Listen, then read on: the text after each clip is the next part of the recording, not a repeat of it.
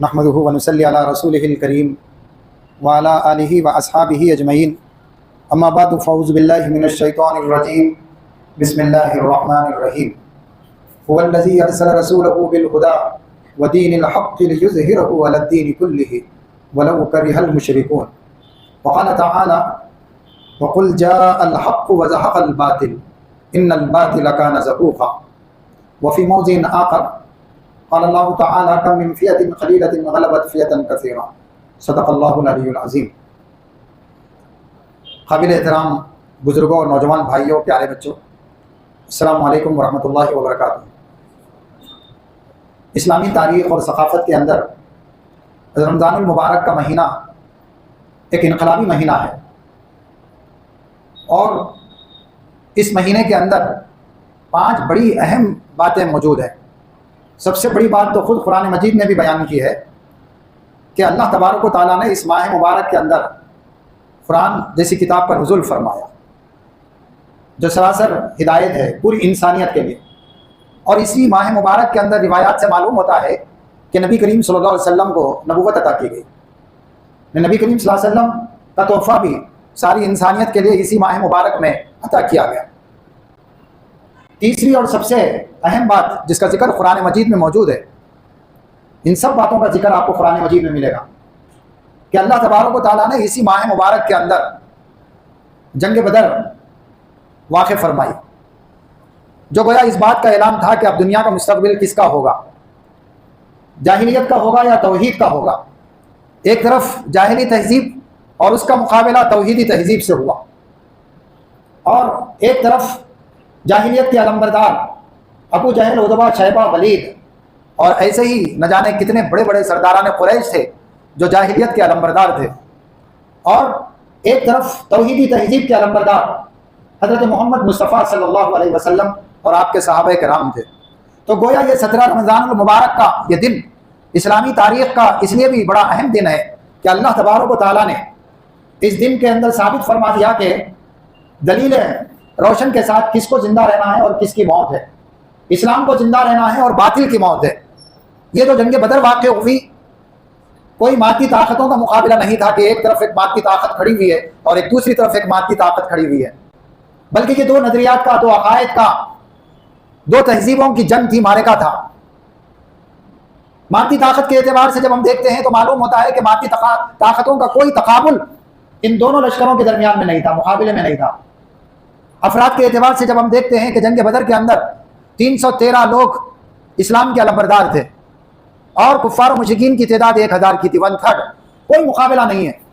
جب ابو جہل کو جاسوسی کے ذریعے سے معلوم ہوا کہ کتنے مسلمان مقابلے میں آئے ہیں تو بتایا گیا کہ 313 کی تعداد ہے، تو اس نے عتبہ نے کہا کہ اتنے کم مسلمان ہیں کہ ہم کو اتنے کم لوگوں سے لڑنے کا کوئی فائدہ نہیں ہے، ہماری طاقت و قوت کے مقابلے میں ان کی کوئی حیثیت نہیں ہے، لہذا ہم کو بغیر جنگ لڑے کے واپس ہو جانا چاہیے۔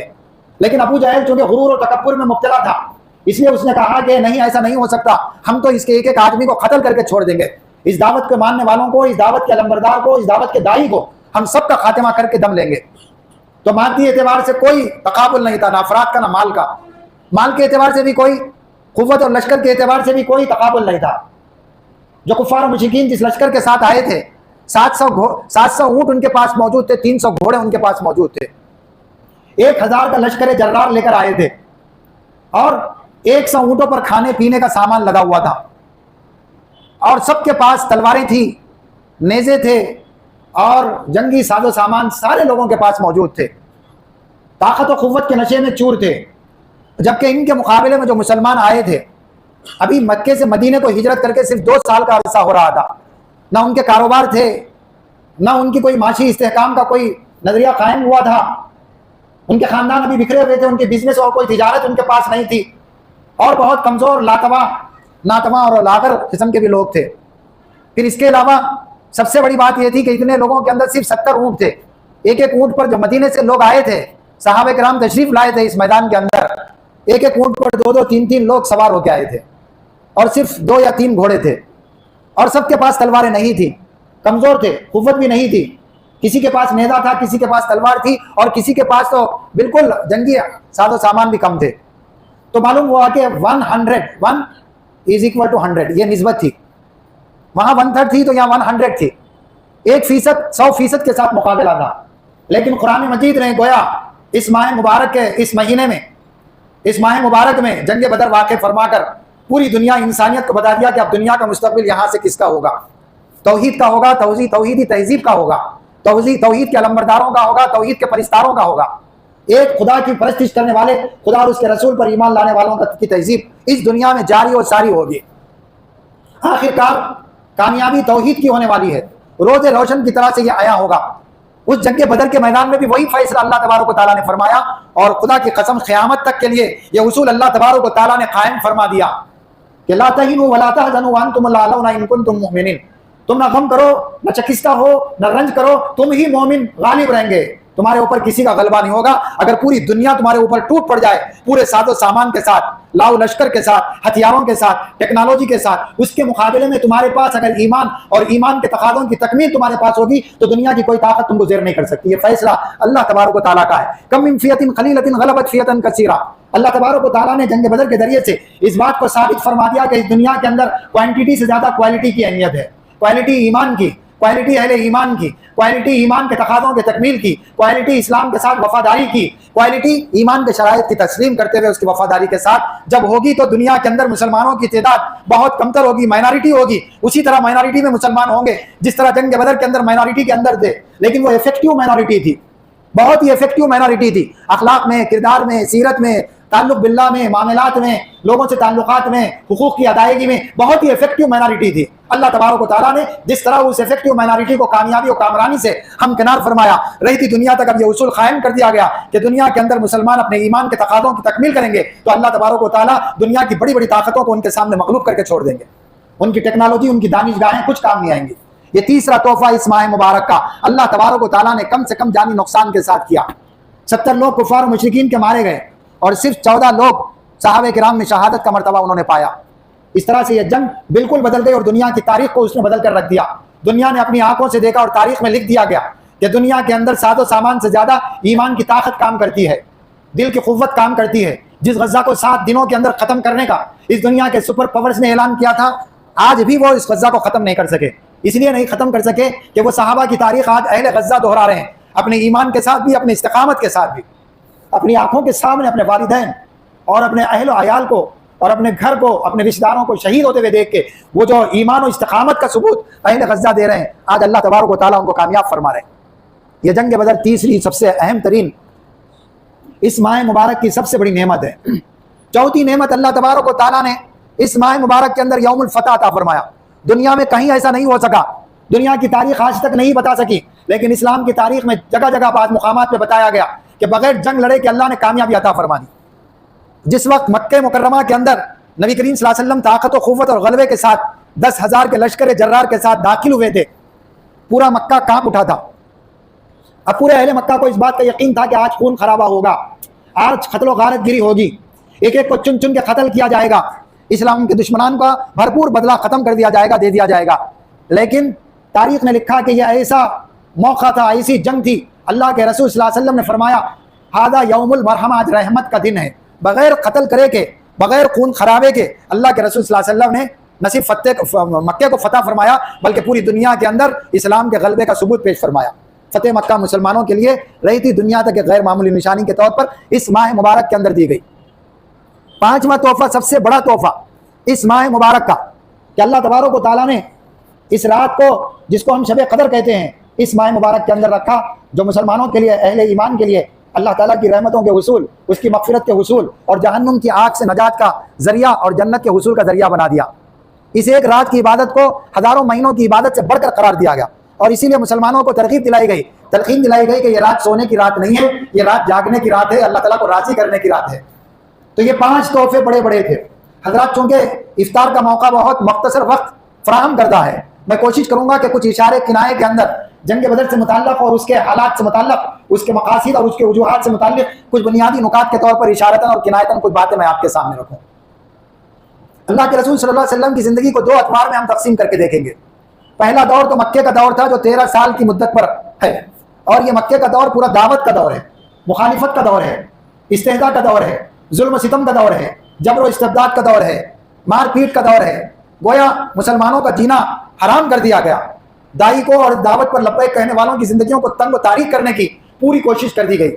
یہ 13 سال کی پوری تاریخ دعوت کی تاریخ ہے. اللہ کے رسول صلی اللہ علیہ وسلم اور آپ کے صحابہ نے دعوت کو حجت کی حد تک مکمل فرما دیا. کوئی گھر، کوئی سینہ، کوئی دستک ایسا نہیں چھوٹا ہوگا، کوئی دل ایسا نہیں چھوٹا ہوگا جہاں تک آپ اور آپ کے صحابہ کرام رضوان اللہ تعالی علیہم اجمعین نے دعوت کے کام کو مکمل نہ فرمایا تھا. لیکن یہ دعوت کا مرحلہ تھا. یہاں پر مقابلہ نہیں ہوا، یہاں پر کوئی جنگ نہیں ہوئی. ہجرت کا موقع تھا. اللہ کی طرف سے ہجرت کا اشارہ آیا. ہجرت تو پہلے بھی ہوئی تھی، حبشہ کی طرف ہجرت ہوئی تھی، لیکن اب جب دوسری مرتبہ ہجرت کا اشارہ نبی کریم صلی اللہ علیہ وسلم کو دیا گیا اور حکم دیا گیا، وہ مدینے کی طرف تھا. مکے سے 300 میل کا فاصلہ مدینے کا ہے. میں اس کی طرف آؤں گا اور بتاؤں گا کہ جہاں پر جنگ بدر واقع ہوئی وہ مکے سے 220 میل کا فاصلہ ہے اور مدینے سے 80 میل کا فاصلہ ہے. اتفاق یہ ہے کہ جنگ کے لیے جو میدان مشرکین مکہ نے سلیکٹ کیا وہ بھی میدان بدر تھا.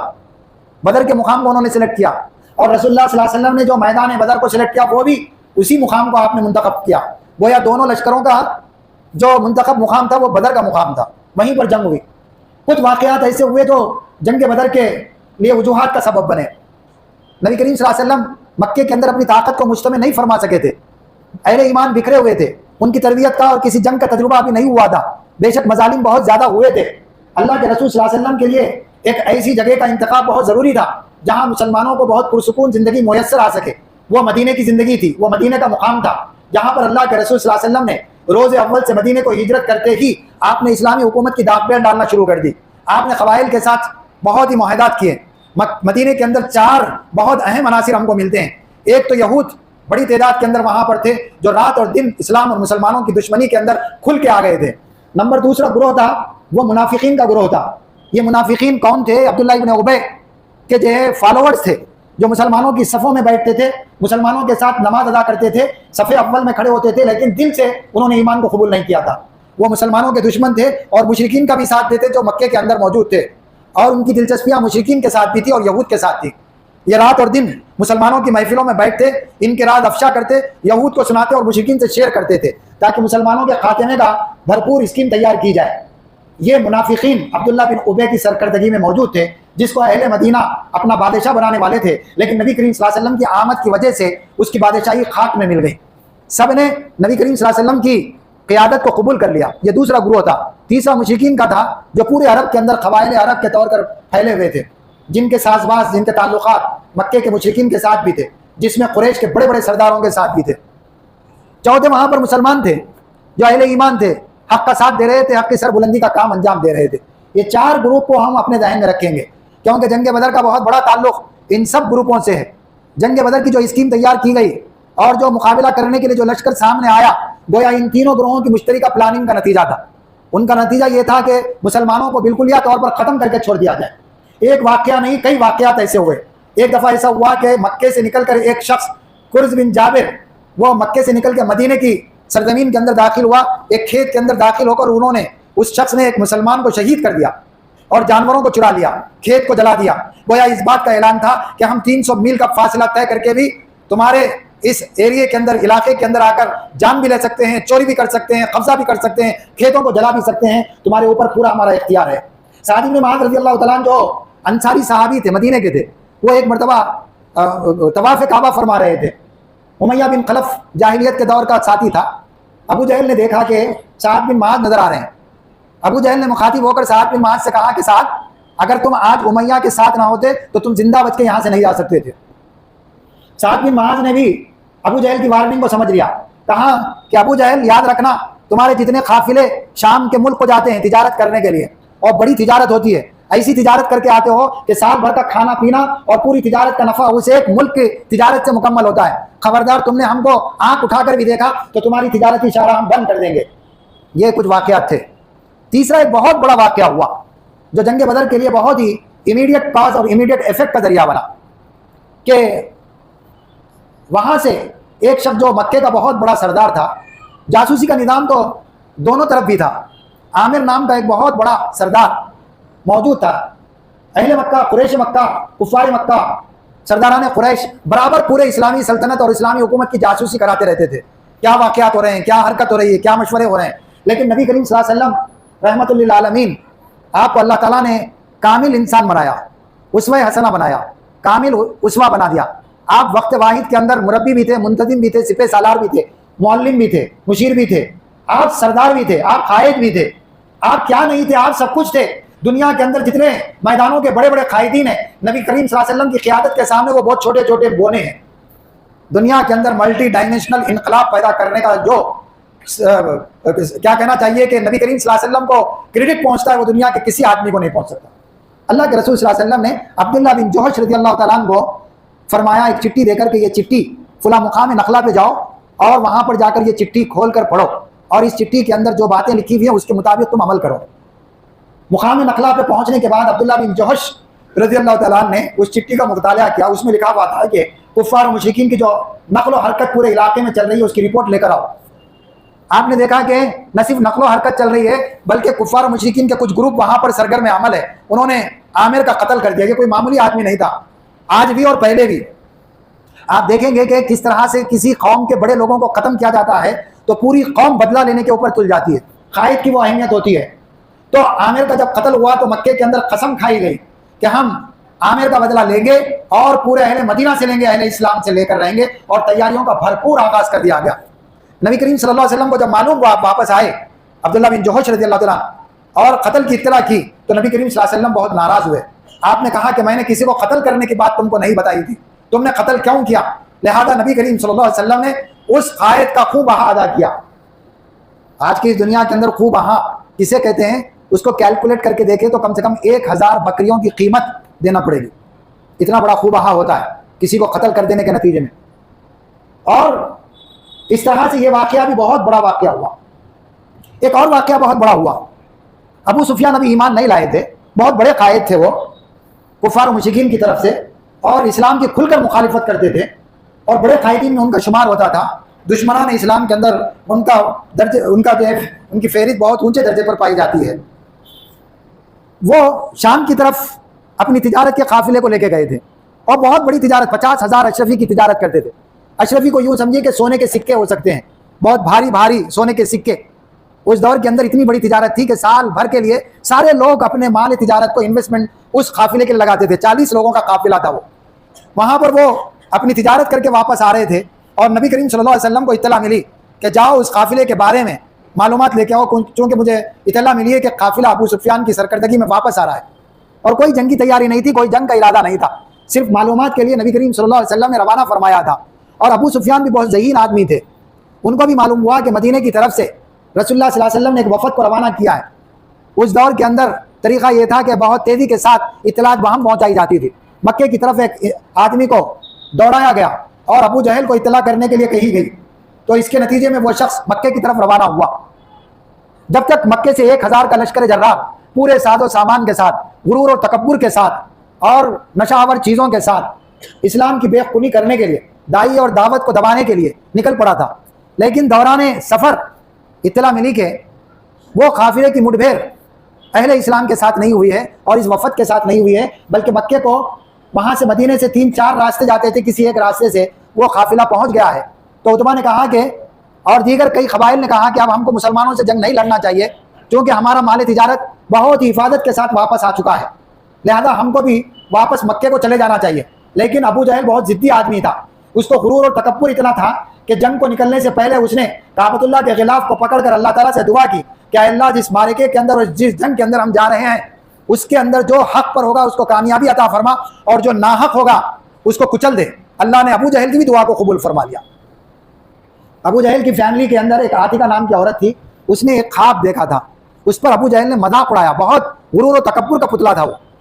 عاتقہ نے کہا کہ میں نے خواب دیکھا ہے کہ ایک شخص اونٹ پر سوار ہے اور وہ اعلان کر رہا ہے کہ اے مکے کے لوگوں، اپنے اپنے گھروں سے نکل پڑو، اور اس کے ہاتھ میں ایک بہت بڑا پتھر اور چٹان ہے، وہ کعبۃ اللہ کے اوپر چڑھتا ہے اور اس چٹان کو پھینکتا ہے اہل مکہ کی طرف، چٹان ٹکڑے ٹکڑے ہو جاتی ہے اور کوئی گھر مکے کا ایسا باقی نہیں رہتا جس کے اندر چٹان کا ٹکڑا نہ پہنچا ہو۔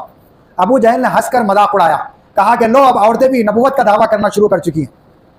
تو اس طرح سے یہ مکے سے قافلہ نکلا، اور اس قافلے کے اندر جب یہ اطلاع پہنچی کہ ہمارا تجارتی قافلہ حفظ و امان کے ساتھ پہنچ چکا ہے، لہذا ہم کو واپس ہو جانا چاہیے، لیکن ابو جہل نے اس بات کو نہیں مانا۔ قافلے کے اندر، لشکر جرار کے اندر بہت ہی انتشار کی کیفیت اور ٹوٹ پھوٹ کی کیفیت پیدا ہو گئی۔ کچھ لوگ لڑنا چاہتے تھے اور کچھ لوگ لڑنا نہیں چاہتے تھے. ادھر سے نبی کریم صلی اللہ علیہ وسلم نے سارے مسلمانوں کو جمع کیا اور انہوں نے پوچھا کہ تمہارا کیا ارادہ ہے. اس میں سے صحابہ کرام میں سے حضرت ابو بکر عمر رضی اللہ تعالیٰ نے کھڑے ہو کر زبردست تقریریں کی. انہوں نے کہا کہ یا رسول اللہ صلی اللہ علیہ وسلم آپ ہم کو حکم فرمائیے, ہم آپ کے حکم کی تعمیل فرمائیں گے. ہم وہ لوگ نہیں ہیں کہ جو موسیٰ علیہ السلام کی قوم کے لوگ ہیں. جب موسیٰ علیہ السلام کو انہوں نے جواب دیا کہ جاؤ موسیٰ اور تمہاری قوم تم مل کر لڑو, ہم تو تمہارے ساتھ جنگ میں آنے والے نہیں ہیں, ہم تو یہیں بیٹھ کر رہیں گے, ہم اس طرح سے جواب آپ کو نہیں دیں گے. لیکن جو لوگ تقریر کیے تھے وہ مہاجرین تھے. وہ دعوت کے اور ظلم و ستم کے سخت ترین حالات سے مکے سے نکل کے مدینے کو آئے تھے. ان کو معلوم تھا کہ مکے کے جو مشرکین ہیں ان کی سختی کیا چیز کی ہے. اللہ کے رسول صلی اللہ علیہ وسلم مہاجرین کے علاوہ انصار سے بھی رائے لینا چاہتے تھے. آپ نے پوچھا کہ میں چاہتا ہوں کہ اور بھی کچھ لوگ اظہار خیال کریں. حضرت سعد ابن معاذ رضی اللہ تعالیٰ عنہ کھڑے ہوئے اور بھی دیگر صحابہ میں سے کھڑے ہوئے. انہوں نے کہا کہ یا رسول اللہ صلی اللہ علیہ وسلم آپ کے اس مرتبہ دوسری مرتبہ سوال کرنے کا مطلب ہم کو یہ سمجھ میں آ رہا ہے کہ ہم انصار کے لوگ بھی کچھ کھڑے ہو کر تقریر کریں. آپ نے فرمایا کہ ہاں میں یہی چاہتا ہوں, کیونکہ انصار کے بارے میں نبی کریم صلی اللہ علیہ وسلم کو اندازہ تھا کہ ان کے اوپر کبھی بھی سخت حالات نہیں آئے تھے.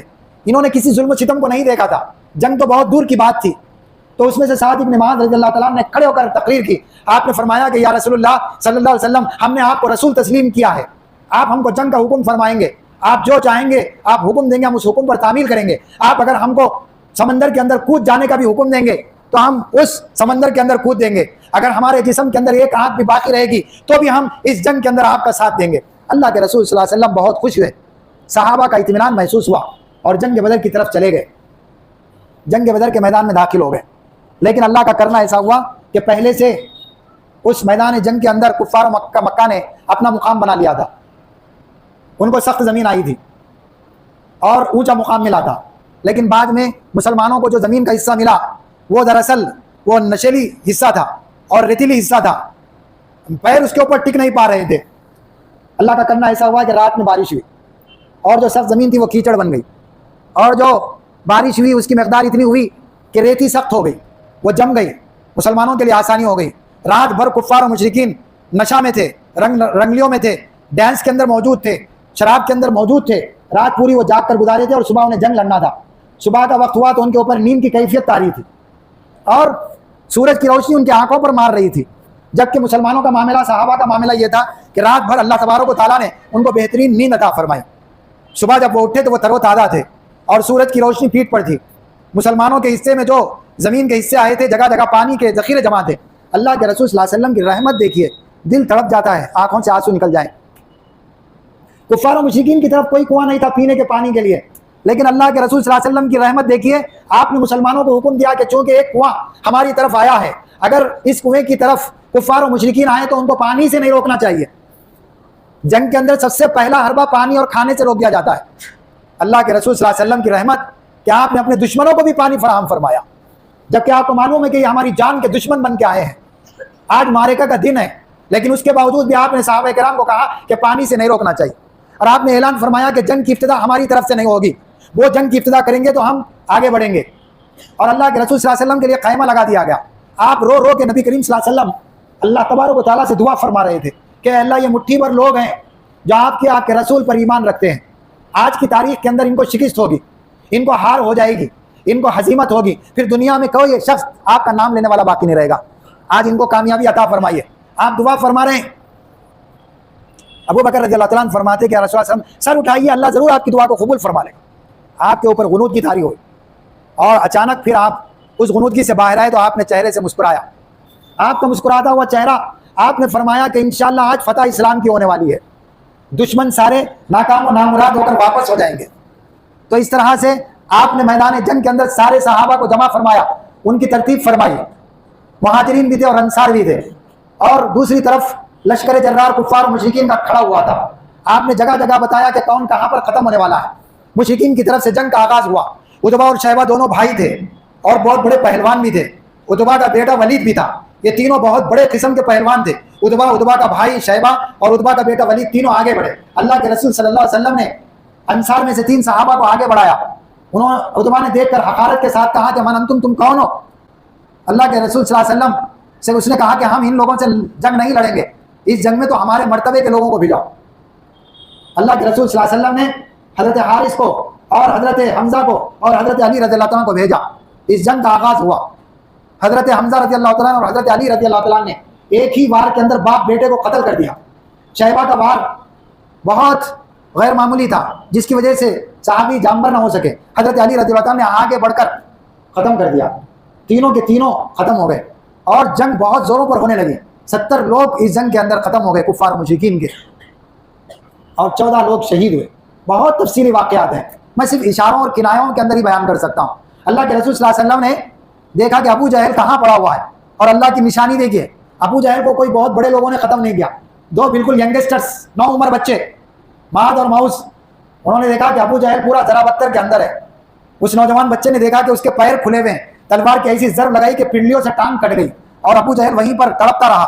دوسرے بچے نے بہت زبردست وار کیا, پوری جنگ میں اپنے سردار کو چھوڑ کے پورے کفار و مکہ اور مشرکین مکہ چلے گئے. 70 لوگ قیدی بن گئے, 70 لوگ ختم ہو گئے, 14 مسلمان شہید ہو گئے. اللہ کے رسول صلی اللہ علیہ وسلم نے عبداللہ ابن مسعود رضی اللہ تعالیٰ عنہ کو روانہ فرمایا, کہا کہ جاؤ دیکھو ابو جہل کس حالت کے اندر جنگ میں پڑا ہوا ہے, آخری سانسیں لے رہا تھا. حضرت عبداللہ ابن مسعود رضی اللہ تعالیٰ عنہ اس کے سینے پہ بیٹھ گئے. اس نے پوچھا کہ عبداللہ بتاؤ کہ کس کو کامیابی ملی اور کس کو ناکامی ملی. عبداللہ ابن مسعود رضی اللہ تعالیٰ نے فرمایا کہ کامیابی اسلام کو ملی, اہل حق کو ملی, توحید کے علمبرداروں کو ملی, اللہ اور اس کے رسول صلی اللہ علیہ وسلم اور اس کے اہل ایمان کو ملی. ناکامی و نامرادی تو تمہارے حق میں آئی. تو جب اس کا گلا کاٹنے لگے تو اس نے کہا کہ ٹھہر جاؤ, میرا گلا کسی عام لوگوں کی طرح نہ کاٹنا, میں مکے کا ایک بہت بڑا سردار ہوں, میرا گلا سینے کے پاس سے کاٹنا تاکہ مختلف سر رکھے جائیں تو لوگوں کو معلوم ہونا چاہیے کہ کسی معمولی آدمی کا گلا نہیں ہے, ایک بہت بڑے سردار کا ہے. اللہ کے رسول صلی اللہ علیہ وسلم کے قدموں میں ابو جہل کا سر لا کے ڈال دیا گیا. اللہ تبارک تعالیٰ کے رسول صلی اللہ علیہ وسلم نے اللہ کا شکر ادا فرمایا جب ابو جہل کے سر کو آپ نے اپنے قدموں میں دیکھا. آپ نے فرمایا کہ یہ تو فرعون سے بھی آگے نکل گیا. فرعون کی موت کا وقت آیا تو اس نے اپنے رب کو پکارا, لیکن یہ تو فرعون سے آگے نکل گیا. اس نے لات اور عزا کو پکارا اور موت کے وقت بھی غرور و تکبر میں مبتلا تھا. اللہ کے رسول صلی اللہ علیہ وسلم نے اہل ایمان کی تمام لاشوں کو دفن کر دیا ایک قبر کے اندر, اور اسی کے اندر پورے شہداء کی لاشیں موجود ہیں. اس طرح سے ایک گڑھا کھود کر پورے مشرکین کی لاشوں کو دبا دیا گیا کنویں کے اندر ڈال کر. تو اس طرح سے آپ واپس ہوئے, صرف 2 لوگوں کے قتل کا آپ نے اعلان فرمایا, مال غنیمت کو تقسیم کیا گیا. حضرات جنگ ختم ہو گئی, لیکن یہ جنگ تاریخ کی ایک بہت بڑی جنگ تھی. اگر یہ جنگ کمزوری کی حالت کے باوجود بھی نہ لڑی جاتی تو اسلام کا خاتمہ ہو گیا ہوتا, عرب کا بچہ بچہ شیر ہو جاتا اور اہل اسلام کو آنکھوں میں آنکھیں ڈال کر دیکھتا. اللہ کے رسول صلی اللہ علیہ وسلم آپ کے صحابہ کو اللہ تبارک و تعالیٰ نے دنیا بھر کے لیے ایسی نشانی قرار دیا کہ جو جنگ بدر میں موجود تھے, اللہ نے ان کے تمام گناہوں کو معاف کر دیا. اور یہ بات دنیا کے اندر ثابت فرما دی گئی, وَقُلْ جَاءَ الْحَقُّ وَزَهَقَ الْبَاطِلُ إِنَّ الْبَاطِلَ كَانَ زَهُوقًا, کہہ دیجئے کہ حق آ گیا اور باطل مٹ گیا. اور باطل کو تو مٹنا ہے, وہ جب بھی مٹا اور آج بھی مٹے گا اور کل بھی مٹنے والا ہے. لیکن شرط یہ ہے کہ اللہ تعالیٰ کے ساتھ تعلق کی کیفیت کو ہم سب کو بار بار جلا بخشنا چاہیے. اپنے دلوں کو, اپنے دماغ کو, اپنے سینوں کو روشن کرتے رہنا چاہیے. اس روشنی کے حاصل کرنے کا ذریعہ قرآن مجید ہے. اس روشنی کو حاصل کرنے کا ذریعہ اللہ کی کتاب کے علاوہ رسول اللہ صلی اللہ علیہ وسلم کی سیرت اور آپ کی احادیث ہیں. یہ روشنی کے ذرائع ہیں جو سینے کو منور کرتے ہیں, جو زندگی کو منور کرتے ہیں, جو اعمال کو ظہور پذیر کرتے ہیں, جو اعمال کو منور کرتے ہیں انفرادی طور پر بھی اور اجتماعی طور پر بھی. جب پوری امت اللہ کے دین سے وابستہ ہوگی, اللہ کی کتاب سے وابستہ ہوگی, اللہ کے رسول سے وابستہ ہوگی, دنیا کی کوئی طاقت اس کو آنکھ اٹھا کر نہیں دیکھ سکتی. اسی لیے قرآن مجید نے کہا وَالَّذِي أَرْسَلَ رَسُولَهُ بِالْهُدَى وَدِينِ الْحَقِّ لِيُظْهِرَهُ عَلَى الدِّينِ كُلِّهِ وَلَوْ كَرِهَ الْمُشْرِكُونَ. مشرکوں کو بڑا ناگوار ہوگا. آج بھی دنیا کے اندر یہود و نصارہ جو مسلمانوں سے جنگ کر رہے ہیں, میں آپ کو یقین دلانا چاہتا ہوں یہ کسی ملک کی جنگ نہیں ہے, یہ کسی سیاست کی جنگ نہیں ہے, یہ نظریے کی جنگ ہے. آج بھی یہود و نصارہ کو, مشرکین کو اس بات کا خوف لگا ہوا ہے کہ مسلمانوں کو اگر سیاسی اعتبار سے کوئی طاقت حاصل ہوگی, اور مسلمانوں میں بھی وہ مسلمان جو قرآن و سنت سے وابستہ ہیں, جو اسلام کے پیروکار ہیں, جو اس زمین پر خدا کے قانون کو, جو خدا کی کتاب کو نافذ کرنا چاہتے ہیں, کسی ایک ملک میں بھی اگر ان کو جگہ پکڑنے کا موقع مل جائے تو ان کے کفر کی بنیادیں ہل جائیں گی, ان کی شرک کی بنیادیں, ان کے مفادات اور ان کے اخراج کی مفادیں. اسی لیے آج دنیا کے اندر مسلمانوں سے جو مقابلہ ہو رہا ہے وہ نظریے کا, ایمان کا, عقیدے کا, باطل کا اور اسلام کا مقابلہ ہے. اللہ تبارک و تعالیٰ سے دعا ہے کہ اللہ تبارک و تعالیٰ ان حالات کے اندر ہم سب کو ایمان کی قوت عطا فرمائے, ایمان کے مظاہر ہم کو عطا فرمائے, ایمان کے تقاضوں کی تکمیل کرنے کی ہم کو توفیق عطا فرمائے, اجتماعیت کے ساتھ وابستہ ہو جانے اور اقامت دین کے ساتھ وابستہ ہو جانے اور اسلامی جدوجہد کرنے, خدا کے قانون کو نافذ کرنے, خدا کے لیے اپنی جان کا نذرانہ پیش کرنے کی توفیق عطا فرمائے. اے اللہ ہماری جان کو, ہمارے مال کو, ہماری قوت کو, ہمارے علم کو, ہماری طاقت کو, ہماری قوت کو, ہمارے وسائل کو, ہمارے اہل و عیال کو, ہماری ساری زندگی کی پونجی کو اے اللہ آپ اپنے دین کے لیے قبول فرما لیجیے. اے اللہ ہماری زندگی کو آپ قبول فرما لیجیے، ہمارے جذبات اور ہماری تمناؤں کو، ہمارے احساسات کو آپ قبول فرما لیجیے، ہماری نیکیوں کو آپ قبول فرما لیجیے، اس ماہ مبارک کی تمام عبادتوں کو آپ قبول فرما لیجیے، ہمارے نماز و روزے کو، ہمارے زکوٰۃ کو، ہمارے صدقات و انفاق کو، ہمارے انسانوں کی خدمت کو اے اللہ آپ قبول فرما لیجیے، اے اللہ ہماری دعاؤں کو آپ قبول فرما لیجیے، ہمیں اپنے نیکوکار بندوں میں شامل فرما لیجیے، ہمیں اپنے مقرب بندوں میں شامل فرما لیجیے، ہمارے والدین کی، ہمارے اہل و عیال کی، ہمارے اعزاء و اقارب کی اور ہمارے متعلقین کی آپ مغفرت فرما دیجیے، اے اللہ ہماری بھی آپ مغفرت فرما دیجیے، رحمتوں کو ہمارے اوپر انڈیل دیجیے، اے اللہ ہمارے اوپر کوئی گناہ باقی مت رکھیے، اے اللہ ہمارے صغیرہ اور کبیرہ تمام گناہوں کو آپ معاف فرما دیجیے، اے اللہ ہمارے دانستہ اور نادانستہ گناہوں کو آپ معاف فرما دیجیے، ہمیں صاف فرما دیجیے، ہمیں شفاف فرما دیجیے، ہمیں پاک فرما دیجیے اور اپنی جنتوں کے اعلیٰ درجوں کے اندر جنت الفردوس کے اندر داخل فرما دیجیے، جہنم کی آگ سے نجات عطا فرمائیے، اے اللہ ہماری دعاؤں کو آپ قبول فرمائیے، ہمارے اس بیٹھنے کو آپ قبول فرمائیے، ہمارے لیے مغفرت کا سامان فرما دیجیے، ربنا آتنا فی الدنیا حسنہ وفی الآخرۃ حسنہ وقنا عذاب النار وادخلنا الجنۃ مع الابرار یا عزیز یا غفار یا رب العالمین، سبحان ربک رب العزۃ عما یصفون وسلام علی المرسلین والحمد للہ رب العالمین۔